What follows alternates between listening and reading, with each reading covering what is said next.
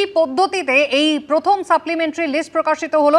Supreme court আগেই নির্দেশ দিয়েছিল যে জুডিশিয়াল অফিসাররা তারা নথিপত্র যাচাই করবেন এবং চূড়ান্ত সিদ্ধান্ত নেবেন। 28শে ফেব্রুয়ারি চূড়ান্ত ভোটার তালিকা প্রকাশিত হয়েছিল, যেখানে 63,63,952 জনের নাম বাদ যাওয়ার পাশাপাশি বিবেচনাধীন ছিল 60,06,675 জনের নাম। 20শে ফেব্রুয়ারি এসআইআর এর চূড়ান্ত সিদ্ধান্ত নিতে ডিস্ট্রিক্ট জাজ বা অ্যাডিশনাল ডিস্ট্রিক্ট জাজকে নিয়োগ করবেন কলকাতা হাইকোর্টের প্রধান বিচারপতি। এই নির্দেশ দেয় সর্বোচ্চ আদালত। জুডিশিয়াল অফিসারদের পরামর্শ দেওয়ার জন্য অবসরপ্রাপ্ত বিচারপতিদের নিয়োগ করতে হবে। লজিক্যাল ডিসক্রিপেন্সি নিয়ে যে স্ক্রুটিনি এখনো বাকি রয়েছে সেগুলি শুনানি করে তারা সেই চূড়ান্ত সিদ্ধান্ত নেবেন।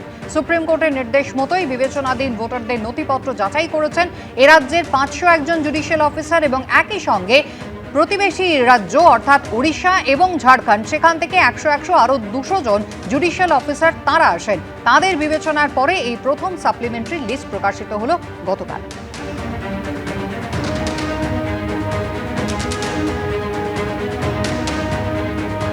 কোনো ভোটারের নাম বাদ গেলে তাদের সহায়তা দেওয়া হবে। চেতলায় কর্মী সভা থেকে এমনটাই আশ্বাস দেন তৃণমূল নেত্রী।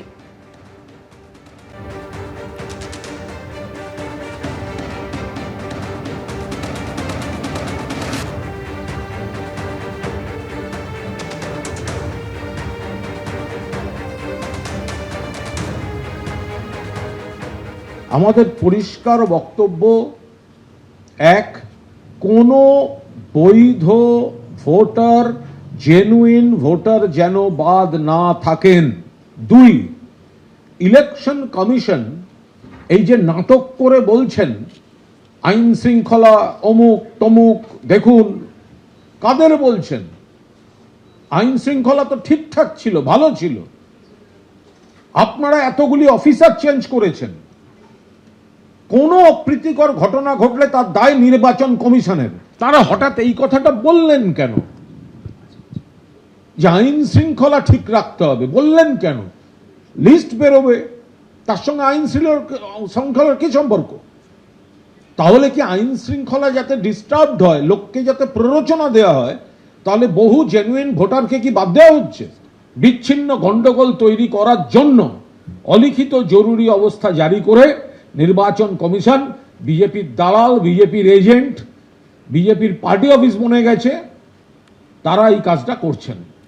ভোটার লিস্ট চূড়ান্ত না করে ভোট করানো যায় না, নির্বাচন কমিশন এত হড়বড় করছে কেন? এই প্রশ্নই তুলেছেন সিপিএম নেতা এবং আইনজীবী বিকাশ রঞ্জন ভট্টাচার্য। ভোটার লিস্ট চূড়ান্ত না করে ভোট হতে পারে না কেন? প্রত্যেকেরই অধিকার আছে নির্বাচনে অংশগ্রহণ করার। সুতরাং লিস্টটা যতক্ষণ চূড়ান্ত না হচ্ছে ততক্ষণ ভোটটা করবেন কি করে?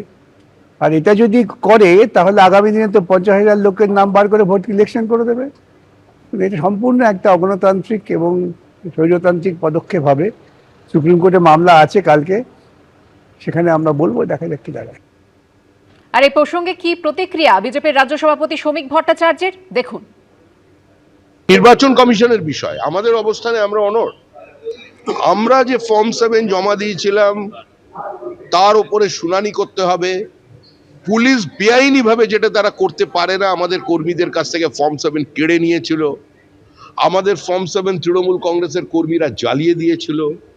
বিভিন্ন জায়গায় বিডিও অফিস ধ্বংস করেছিল। এমনকি বিএলওদের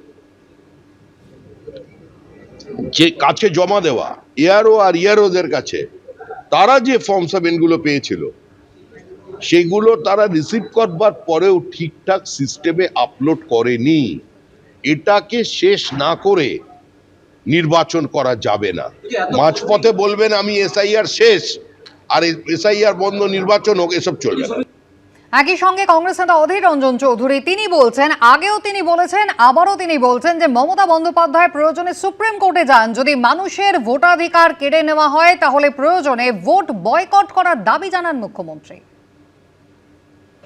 এটা মানে একটা দুঃস্বপ্ন বাংলার মানুষের কাছে, একটা বিরাট অংশের মানুষের কাছে, যে এসআইআর এর নামে এই বাংলায় যেটা হলো বা হচ্ছে সেটা কিন্তু বাংলার বহু মানুষের বৈধ ভোটার দেওয়ার হওয়ার সুবাদে তার যে নাগরিক অধিকার, তার যে ভোট দেওয়ার অধিকার, সেখান থেকে তাকে বঞ্চিত হতে পারে। তা বাংলার মুখ্যমন্ত্রীকে আমি আগেও বলেছি, আজও বলছি, আপনি সুপ্রিম কোর্ট যান, দরকার হলে আপনি এইভাবে যদি মানুষের ভোটের অধিকার কেড়ে নিয়ে ভোট হয়, তাহলে সেই ভোট বয়কট করার আহ্বান জানান। এবিপি আনন্দ, এগিয়ে থাকে, এগিয়ে রাখে।